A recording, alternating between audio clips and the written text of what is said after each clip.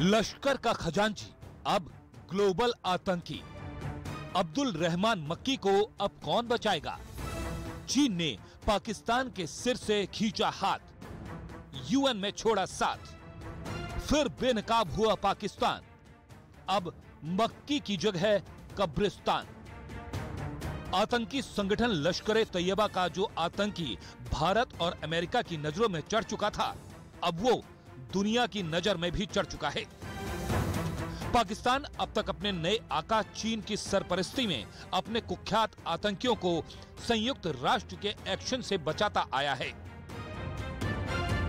International level पर पाकिस्तानी आतंकियों को खुलकर बचाता आया चीन भी अब समझ चुका है कि पाकिस्तान के पापियों को बचाने में उसके हाथ जल रहे हैं। लिहाजा उसने झट से अपना हाथ खींच लिया है और एक झटके में संयुक्त राष्ट्र में बेसहारा हो गया पाकिस्तान, जिसके बाद अब्दुल रहमान मक्की को ग्लोबल आतंकी घोषित कर दिया गया। यूनाइटेड नेशंस ने अब्दुल रहमान मक्की को एक आतंकवादी घोषित किया है। ये भारतीय कूटनीति की जीत है। ये इसमें इस जीत के बारे में ये बहुत ही अहम जीत है, क्योंकि चाइना जैसे देश ने इसका विरोध किया था। तो ये बात 7 महीने चली और अब हम सक्सेसफुल रहे हैं। संयुक्त राष्ट्र में आतंकवाद के खिलाफ भारत और अमेरिका एक साथ खड़े हैं, जबकि चीन पाकिस्तान के साथ मिलकर उसके आतंकियों को बचाने में जुटा था। आतंकी देश के रूप में पहचान बना चुका पाकिस्तान चीन की इमेज के लिए बड़ा नुकसानदेह साबित हो रहा था। भारत ने कई दफा पाकिस्तानी आतंकियों को बचाने के लिए चीन की कड़ी आलोचना की थी, जिससे चीन की खूब किरकिरी हो रही थी। 2 दिन पहले चीन की अध्यक्षता में हुई यूएनएससी की बैठक में भारत ने इस मुद्दे पर चीन को खरी खरी सुना दी। संयुक्त राष्ट्र में भारत के स्थायी प्रतिनिधि रुचिरा कंबोज ने आतंकवाद को लेकर चीन के रुख को यूएनएससी पर दुनिया के भरोसे के लिए बड़ा खतरा बता दिया, जिसके बाद चीन पाकिस्तानी आतंकियों की ढाल बनने से पीछे हट गया। हमारे साथ सारी दुनिया साथ है। बस 1-2 मुल्क जो हमारे खिलाफ हैं, वो कुछ ही देर में होपफुली इस ऑपोजिशन से हट जाएंगे।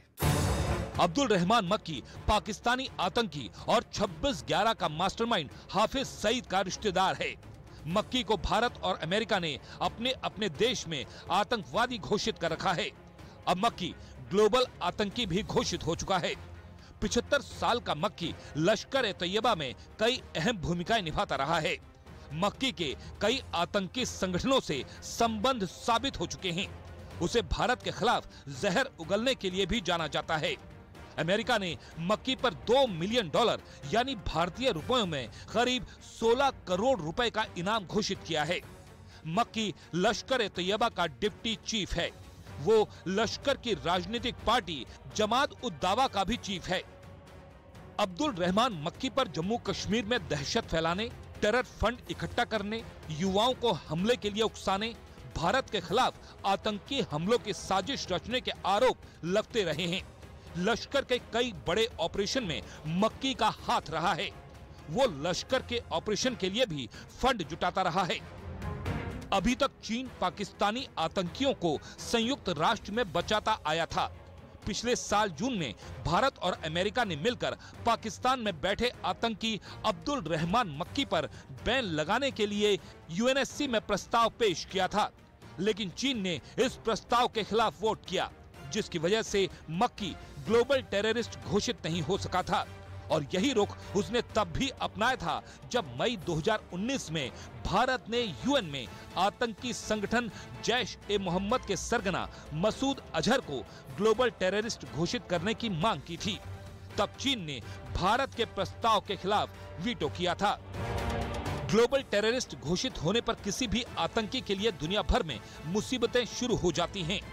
ग्लोबल टेररिस्ट घोषित होने का मतलब ये होता है कि उस आतंकी की संपत्ति जिस देश में भी होगी उसे जब्त कर लिया जाएगा और उसके यात्रा करने पर भी पाबंदी लगा दी जाएगी।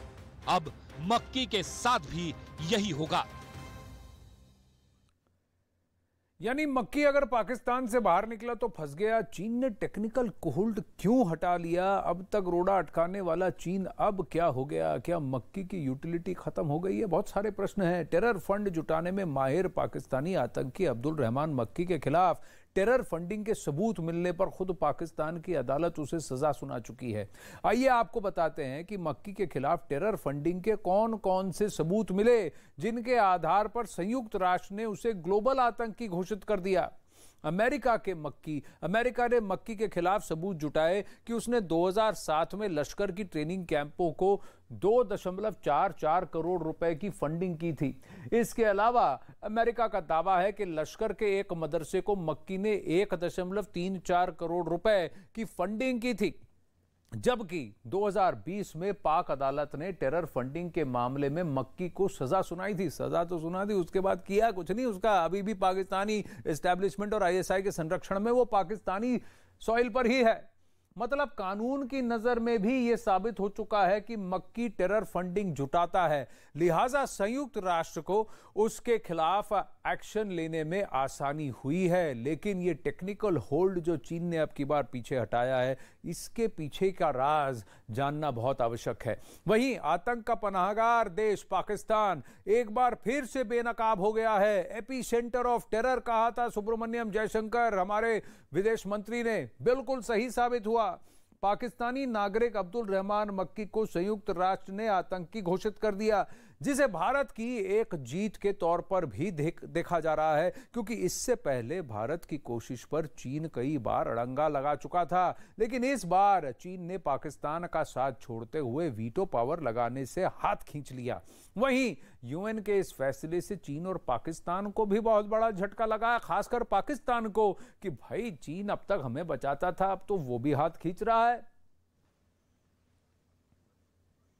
अब वहीं संयुक्त राष्ट्र ने अब्दुल रहमान मक्की को ग्लोबल आतंकी घोषित तो कर दिया, इसके बाद पाकिस्तान और चीन दोनों को झटका लगा है। अब आपको बताते हैं कि आखिर पाकिस्तान बार बार यूएन सिक्योरिटी काउंसिल यानी यूएनएससी में क्यों बचता रहा है और क्यों चीन अड़ंगा लगाता रहा है।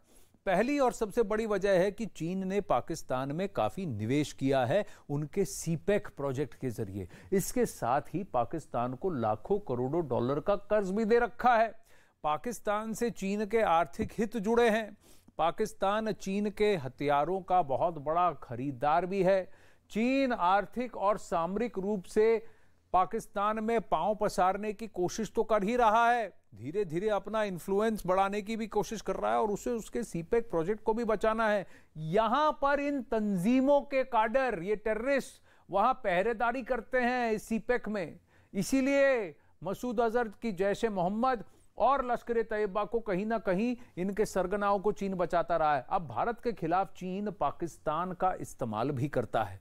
चीन भारत को नुकसान पहुंचाने के उद्देश्य से पाकिस्तान का प्रयोग करता है। इनको धीरे धीरे कहीं ना कहीं असला बारूद देता है। कई बार ऐसा हुआ है कि जम्मू कश्मीर में जब आतंकी ढेर हुए हैं तो उनके पास से जो बंदूकें निकली हैं, ग्रेनेड निकले हैं, ये सब चाइना माल निकले हैं।